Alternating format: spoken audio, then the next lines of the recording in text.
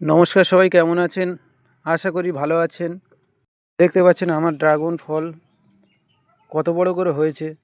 এত বড় করে আমার হতো না যদি না আমি পরাগ সংযোগটা না করিয়ে দিতাম ঠিক টাইম মতো। পরাগ সংযোগের ভিডিওটা আপনারা দেখতে পাবেন, পরবর্তীতে আমি দেখাবো। দেখতে পাচ্ছেন ছোট ছোট ফুলের কুঁড়ি এসেছে। এই গাছগুলো 3-4 বছর আগে লাগিয়েছিলাম। দেখতে পাচ্ছেন সাইজও যথেষ্ট বড় হয়েছে।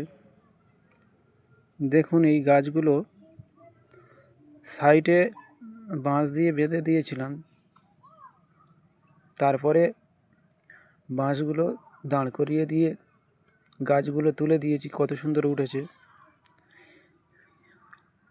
দেখতে পাচ্ছেন। এতে ফল অনেক প্রচুর পরিমাণে হতে পারে।